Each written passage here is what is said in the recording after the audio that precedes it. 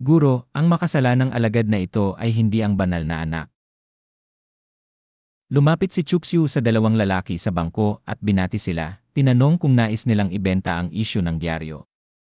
Agad na pumayag ang malaking lalaki, sinabing kung si Senior Brother Chuxu, maaari niyang kunin ito ng libre.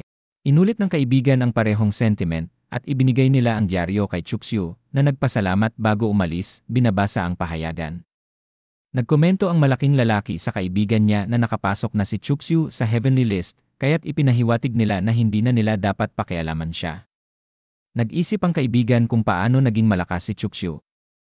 Habang binabasa ni Chuxu ang pahayagan, nalaman niyang si Demon Chu, na dating nangunguna sa Low Saint List, ay iniulat na patay, at si Feng Yaoguang, ang banal na anak ng Yaoguang Holy Ground, ang pumalit sa pinakamataas na pwesto. Bukod pa rito, si Zhang Xianling, na dati ay ika-4, ay pinalitan ni Liu Hongyi, ang dating banal na anak na babae ng Red Dust Sword Sect. Ang pinakahuling ulat ng laban mula sa Tianyuan Great Wall ay nagpakita ng malawakang pagsalakay ng mga demonyo at barbaro sa teritoryo ng mga tao sa nakaraang 6 na buwan. Napansin ni Chuxu ang pag-akyat ni Hongyi sa ika-4 na pwesto sa ranggo at pagkatapos ay natuklasan ang nakakagulat na balita. Ang dyaryo ay naglalaman ng isang wanted notice para kay Holy Daughter Liu Hongyi na diumano'y nagtaksil sa Red Dust Sword Sect. Ang gantimpala para sa kanyang pagdakip ay 1,000,000 Divine Yuan Stones. Ayon sa leader ng sekta, ang pag-atake ni Hongyi sa isang elder ay isang paghihiganti para kay Demon Chu na napalibutan at pinatay.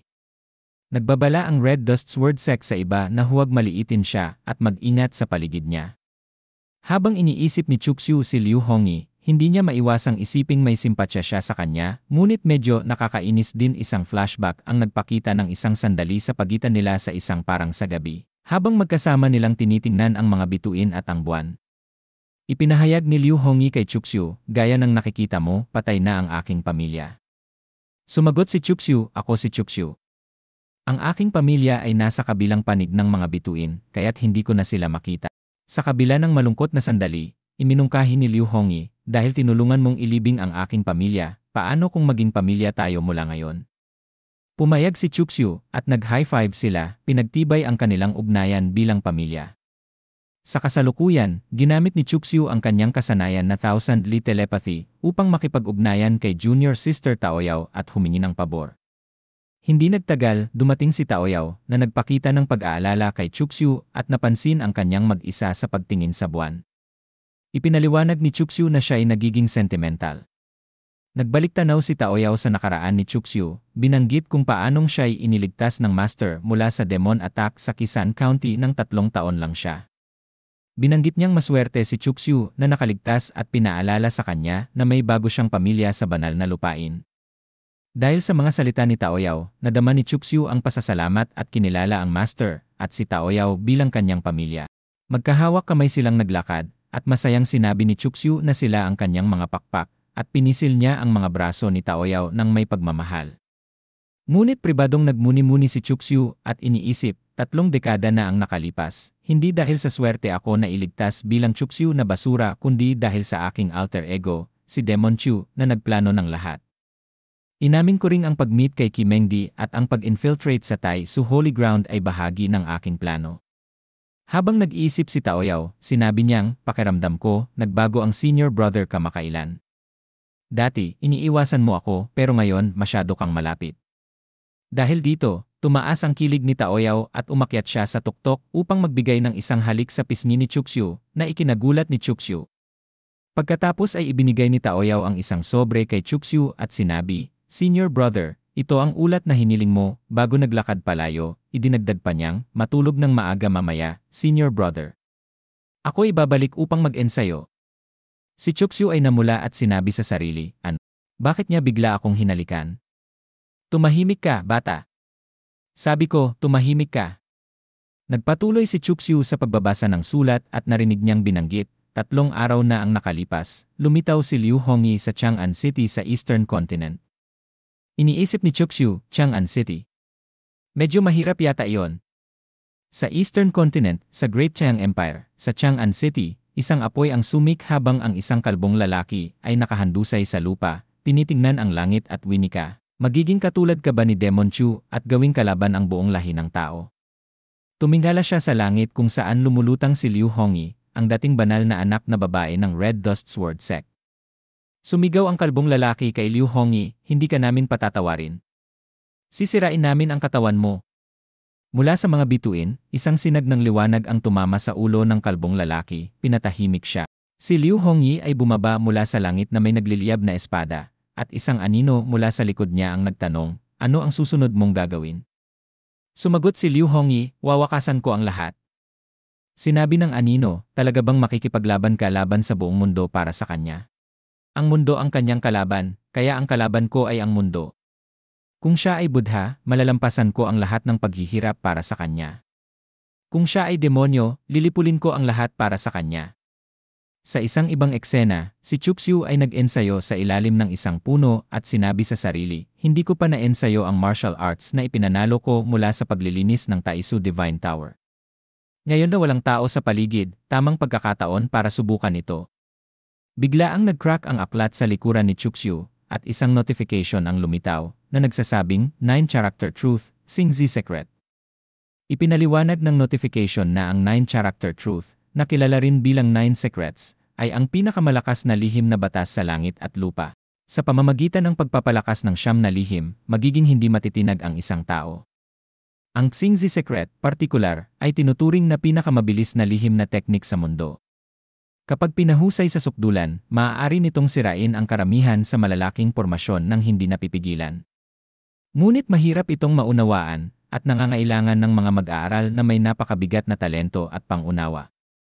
Huminga ng malalim si Chuxu at nagsabi, "Totoo nga, mahirap maunawaan ang Xingzi secret. 3 araw na ang lumipas, ngunit halos wala pa akong naintindihan." Habang nagsasalita siya, nakaramdam siya ng isang presensya sa likuran niya. Mabilis na lumingon si Chuxu at sumigaw, "Sino ang naririyan?" Ipinakilala ng figura ang sarili na nagsasabing, "Ang pangalan ko ay Hua Luofei, isang elder mula sa Daoyuan-pi. Ikaw ba si Chuxu?" Tiningnan ni Chuxu ang kanyang kaliwang dibdib at nag-isip, kakaiba. Paano siya nagkaroon ng Son Seal? Huwag mong sabihin si Tai Suzy ay gumagamit ng ibang anyo para makipagkita sa akin. Interesant ito. Pinansin ni Chuxu si Hua Luofei at nagsabi, "Chuxu ay bumabati kay Elder Hua Luofei. Maaari ko bang malaman kung bakit kayo naririto?" Sumagot si Hua Luofei, "Naglalakad ako pagkatapos ng aking gawain sa Yongxia Mountain at napansin kita na nag-ensayo."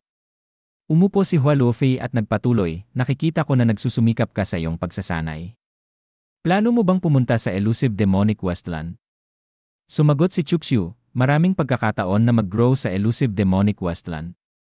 Ngunit tulad ng bawat pagkakataon, may kasamang panganib, kaya't kailangan kong magsanay ng mabuti upang matiyak na kaya ko itong malampasan." Tinutok ni Chuxu ang pansin kay Hua Luofei at nalamang medyo nalilito siya. Pagkatapos, nagsabi siya, "Elder Hua Luofei, may isang bagay akong nais itanong. Sana matulungan mo ako." Sumang-ayon si Hua Luofei, "Magtanong ka." Pumasok si Chuxu sa kanyang tanong, bago ang panahon ng Emperor Luo, mayroong isang Human Great Emperor o Demon Emperor bawat 100,000 taon. Naglaban ang human race at demon race mula pa sa Desolate Ancient Era hanggang sa panahon ng Emperor Luo. Ngunit bakit hindi tuluyang nawasak ng human race ang mga demonyo nang lumabas ang kanilang Great Emperor? Bakit hindi rin nila tuluyang nawasak ang mga tao nang lumabas ang Demon Great Emperor? Habang nag-iisip, hindi maiwasan ni Chuxu na sumulyap sa dibdib ni Hua Luofei. Ito ay isang bagay na hindi niya naintindihan mula nang makarating siya sa Tianqiong Continent. Dahil nakatagpo siya ng pagkakataon na makilala si Tai Suzy ngayon, baka siya ang may kasagutan sa tanong na ito. Sumagot si Hua Luofei, "Mukhang mayroong isang uri ng kasunduan sa pagitan ng Human Great Emperor at ng Demon Great Emperor. Kahit na may lumabas na Great Emperor mula sa isang panig, maaari nilang pigilan ang isa't isa, ngunit hindi nila kayang gamitin ang kanilang kapangyarihan bilang Emperor upang tuluyang wasakin ang kabilang panig. Kung bakit ganito, walang nakakaalam. Sinasabing kapag naging isang Great Emperor ka, makakamtan mo ang mga lihim tungkol sa mga bituin at sa Tianqiong Continent." Tinanong ni Chuxu, mayroon bang nilalang na mas malakas pa kaysa sa isang Great Emperor sa mundong ito? Sumagot si Hua Luofei, walang nakakaalam kung may mas mataas pang nilalang kaysa sa Great Emperor. Mula sa panahon ng Desolate Ancient Era, Primordial Era, at hanggang sa kasalukuyang panahon ng Emperor Luo, 17 Great Emperors na ang lumitaw. Ngunit sa huli, sila'y nawala at hindi na muling natagpuan ang kanilang mga bakas sa mundo. Ang mga taong nakakamit ng Great Emperor ay walang duda na mga natatanging talento, kaya't bakit hindi nila tinahak ang susunod na hakbang? Wasak na ba ang daan patungo doon? O wala nang hinaharap? Ito ay isang bagay na dapat nating pag-isipan ng malalim. Hindi ko inaasahan na pag-uusapan natin ang pagpapalaki ng isang Great Emperor, sobrang ambisyoso. Sumagot si Chuxu, Sister Hualufi, babalik ka na ba? Sumagot si Hualufi, magpatuloy ka sa iyong pagsasanay. Tinanong ni Chuxu, Sister Hualufi, magkikita pa ba tayo? Sumagot si Hualufi, magkikita tayo pagkatapos mong lumabas mula sa elusive demonic Westland. Sumagot si Chuxu, sige, maghihintay ako dito pagkatapos kong bumalik. Tumango si Hualufi at naglakad palayo. Samantalang lumitaw ang isang mensahe mula sa sistema na nagsasabing talaga nga namang may charm ang host. Ang sama. Pagkalipas ng ilang minuto, naglakad pabalik si Chuxu patungo sa silid ni Kimengdi at nagsabi, ang pagsasanay ng Xingzi Secret ay kumakain ng maraming lakas. Siguro kailangan kong maghanap ng master at humingi ng mga materyales sa pagsasanay. Sa loob ng silid ni Hualufi, narinig ni Chuxu ang isang pag-uusap. Nagsabi si Kiming, Aon, kailangan mo akong tulungan, kung hindi, huli na talaga. Ikaw ang master ni Chuxu. Basta magsalita ka at hilingin ang Great Emperor Silver Sun, tiyak ibibigay niya sa iyo. Narinig ito ni Chuxu mula sa labas ng silid at nag-isip, oh. Sumagot si Kimengdi, Kiming, hindi ko naman ayaw tulungan ka. Kahit na ako ang master ni Chuxu, hindi tama na humingi ng isang bagay mula sa kanya nang walang dahilan. Tumingin si Chuxu kay Kiming at nag-isip, iyon pala ang pamangkin ng master. Lagi niyang tinatrato ng masama si junior sister Chu Xiaoran, akala ko magiging malakas siya, ngunit mukhang wala namang kinalaman. Nais kong gawing tanga ang aking pamangkin na lalaki dahil sobrang gusto niya ang Great Emperor Silver Sun. Pumasok si Chuxu sa silid ni Kimengdi at tinanong si Kiming, Kiming, gusto mo ba ng Silver Sun? Mabilis na hinawakan ni Kiming si Chuxu at sumigaw, narito ka, Chuxu. Meron ka pa bang Silver Sun? Sumagot si Chuxu, narito pa rin sa akin. Nagpa-practice ako nitong mga nakaraang araw at hindi ko pa nakita si junior sister Chu Xiaoran. Naghahanap lang ako ng pagkakataon upang maipasa ito sa kanya. Nagsabi si Kiming, ayos lang. Paano kung ibigay mo na lang sa akin? Matutulungan kita na ipasa ito sa kanya. Ipinakita ni Chuxu kay Kiming ang Silver Sand at nagsabi, ito ay isang bagay na nakuha ko pagkatapos magdaan sa maraming pagsubok. Iniisip ni Kiming, kung makuha ko ang Silver Sand, ako na lang ang tanging tao sa buong Qianqiong continent na may hawak nito. Inisip niya si Chu Xiaoran na lumuhod sa harap niya at nagsabi, kapag dumating ang oras na iyon, wala nang ibang paraan si Chu Xiaoran na gustong iligtas ang kanyang ina, kundi ang magmakaawa sa akin para dito. Sinabi ni Kiming kay Chuxu, Chuxu, sabihin mo na ang presyo. Sumagot si Chuxu, paano ang 1,000,000 na premium stones? Sumang-ayon si Kiming, ayos. Chuxu, talagang mabuti kang tao. Iniisip ni Kiming, akala ko magtangka siyang manloko, pero hindi ko inasahan na magiging ganito ka-generoso. Nagsabi si Chuxu kay Kiming, ikaw ang pamangkin ng master, kaya't natural lang na ikaw ay aking mahalagang kaibigan. Sumagot si Kiming, magkaibigan tayo. Nagbigay si Chuxu ng suhestyon, Kiming, mayroon pa akong ilan dito. Gusto mo bang bilhin lahat ng ito sa parehong presyo? Mabilis na tanong ni Kiming, gaano karami pa ang mayroon ka? Iniisip niya, kailangan ko nang maangkin lahat ng Silver Sand, kundi hindi ko kayang gawing pangtatakot si Chu Xiaoran. Sumagot si Chuxu, hindi marami, may ilan pa akong natitira, at ipinakita ang isang bunton nito. Napaluhod si Kiming at sumigaw, ito ba ay ilan lang para sa'yo? Nagbanta si Chuxu, kung hindi mo ito bibili, itatago ko lahat. Nagreklamo si Kiming kay Kimengdi, Chuxu, ito ay malinaw na pandaraya. Bakit hindi mo siya pinapalakas? Sumagot si Kimengdi ng matigas, tama na. Nakuha mo na ang iyong Silver Sand, kaya't magtulungan na tayo. Tahimik na umalis si Kiming. Pinagsabihan ni Kimengdi si Chuxu, taksil na disipulo. Bakit mo siya pinatulan? Sumagot si Chuxu, pinatulan. Maliwanag na patas na transaksyon lang ito. Bigla siyang lumapit kay Kimengdi at bumulong, at anong tawag mo sa akin kanina? Sumagot si Kimengdi, taksil na disipulo. Inilabas ni Chuxu ang kanyang laruan na balahibo at nagsabi, taksil na disipulo. Dapat mo akong tawaging daddy ng masunurin. Sinimulan ni Chuxu na kilitiin si Kim Mengdi na sumigaw sa mga pangarap mo. Dahil napakasensitibo ni Kim Mengdi sa kilig, sinubukan niyang pigilan ito sa pamamagitan ng paghagis ng mansanas, ngunit nahuli ito ni Chuxu.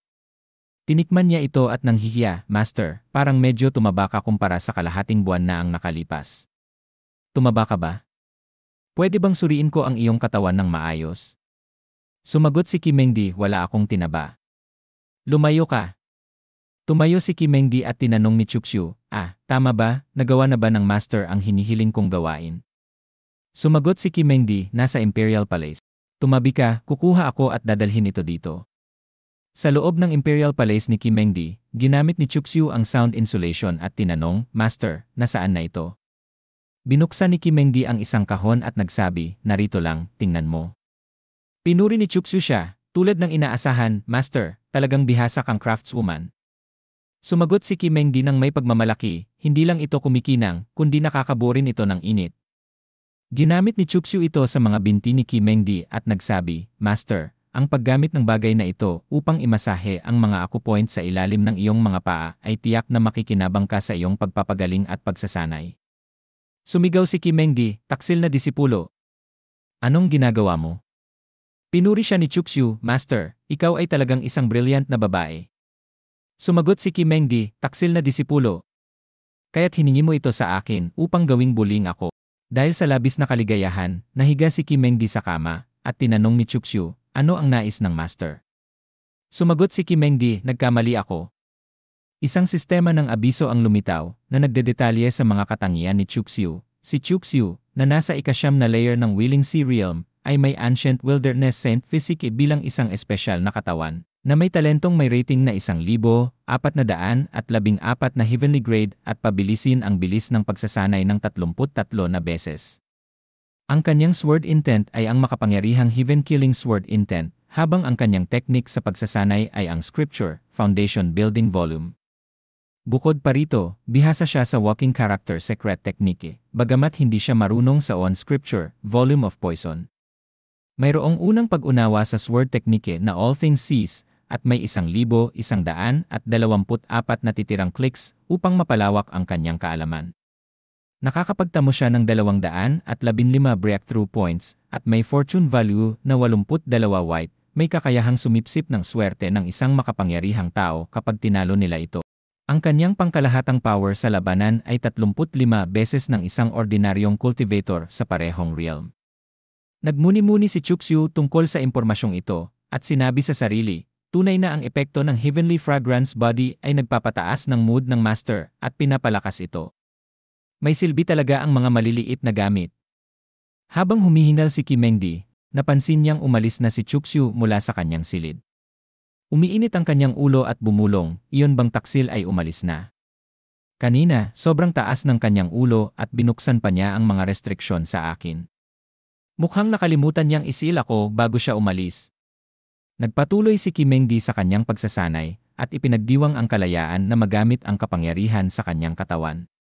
Namangha siya sa pakiramdam ng muling pagpapalakas ng espiritual na enerhiya ng mundo. Bigla niyang napansin ang isang kakaibang bagay. Habang ako ay nakasil, tumaas pa ang aking cultivation. Maari bang may kinalaman ito sa taksil na? Nang mag-conjure siya ng enerhiya sa kanyang mga kamay, sumigaw siya, taksil. Hintayin mo. Ngunit bigla na lang na nawala ang kanyang enerhiya, at sumigaw siya, ano? Paano ako nasil ulit? Ang boses ni Chuxu ay narinig mula sa isang sound talisman at nagsabi, Master, huwag po sanang magkamali ng pagkaintindi. Ang inyong disipulo ay nagsasabi lamang na kahit malayo tayo, maaari ko kayong isil anumang oras. Sa galit, kumuha si Kim Mengdi ng isang manika na kamukha ni Chuxu at tinusok ito ng mahabang karayom, sumisigaw, taksil. Taksil! Taksil! Mamatay! Mamatay! Mamatay! Bigla niyang naramdaman ang isang pagkilos sa kanyang tiyan at nagtanong, bakit ko nararamdaman ang mga kilos sa aking tiyan? 7 araw ang lumipas, sa harap ng portal ng Desolate Beast Secret Realm, inihayag ni Tai Suzy, habang naghihintay, tulad ng dati, ang Secret Realm ay bubukas sa loob ng 30 araw. Sa loob ng mga 30 araw na ito, kailangan kayong magtipon sa unang teleportation point, kung hindi ay matrap kayo sa loob ng secret realm ng ilang dekada bago ito magbukas muli. Pagkatapos lumabas mula sa secret realm, kinakailangan magsumite ng mga kinakailangang kontribusyon. Ang top 10 disciples sa listahan ng kontribusyon ay makakatanggap ng mga kaukulang gantimpala. Si Chuxu ay dumilat at nagbulong, "Tama na, tahimik na. Wala akong pakialam sa mga gantimpala na sinasabi nyo. Ang gusto ko lang ay makuha ang soul-eating demon fruits sa loob ng secret realm." Nagpatuloy si Taisuzi, "Pakitulungan na maghintay hanggang magbukas ang teleportation array, at saka tayo makakapasok sa secret realm." Tinawag ni Yefan si Chuxu, "Brother Chuxu, papasok ka rin ba sa Desolate Beast secret realm?" Sumagot si Chuxu, "Gaya mo, Brother Yefan." Iniisip niya, magtutulungan kami ng taong may kapalaran ng isang paunahing karakter, mukhang hindi tahimik ang paglalakbay na ito. Napansin ni Chuxu ang nakatanaw na mukha ni Yefan at tinanong, "Brother Yefan, anong iniisip mo? May problema ba?" Sumagot si Yefan ng magaan, "Wala. Pumunta tayo sa chatroom." Sumang-ayon si Chuxu, "Sige." Habang tinitignan nila ang portal, narinig ni Yefan ang sound transmission at tumingin kay Chuxu.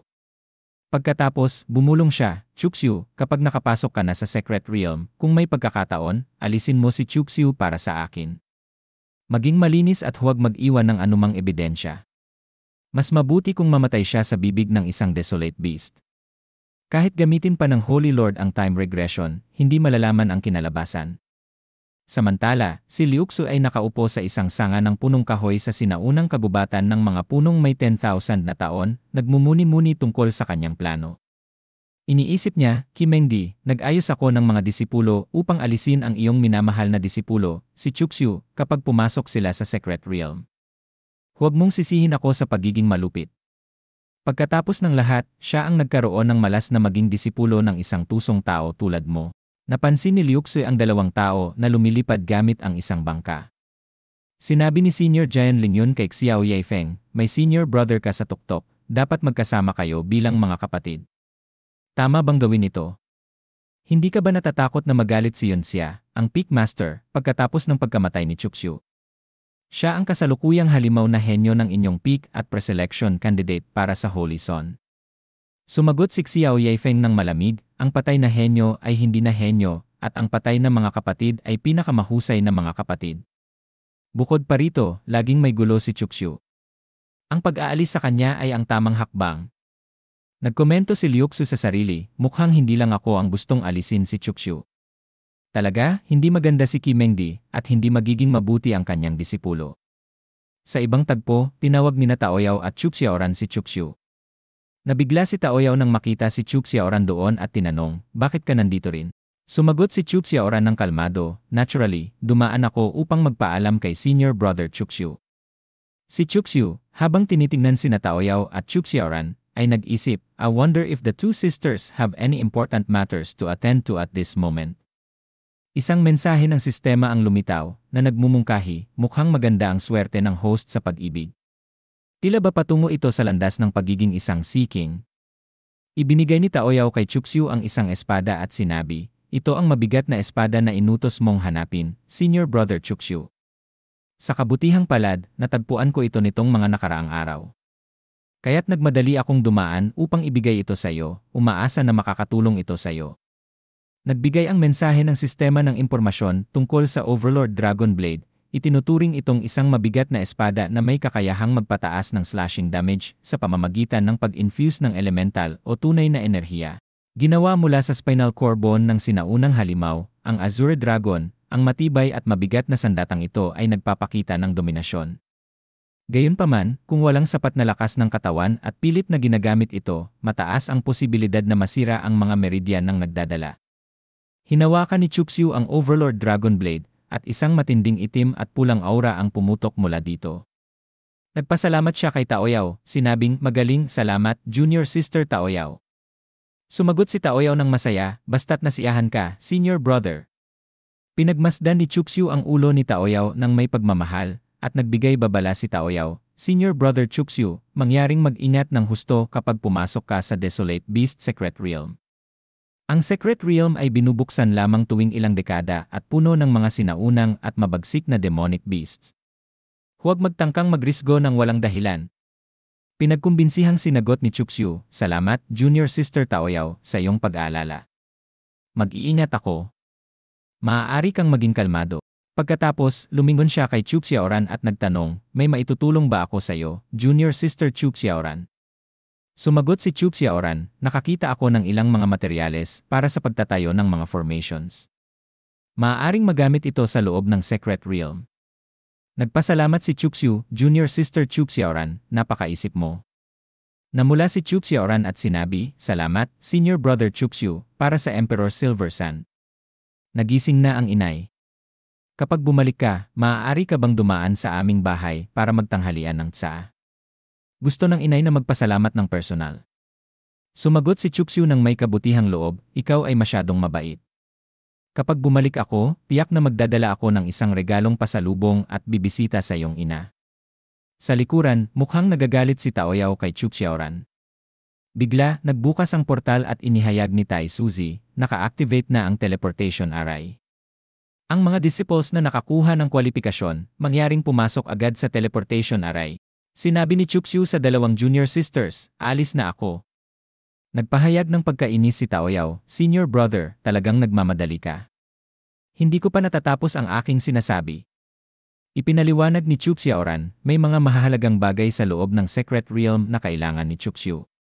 Natural na nagmamadali siyang pumasok. Mas lalo pang nagalit si Taoyao nang marinig ang mga salitang iyon ni Chu Xiaoran at sumigaw, "Chu Xiaoran, lumayo ka sa senior brother Chuxu. Huwag mong gawing parang kilala mo siya." Sumagot si Chu Xiaoran ng kalmado, "Sister Taoyao, ano ang ibig mong sabihin?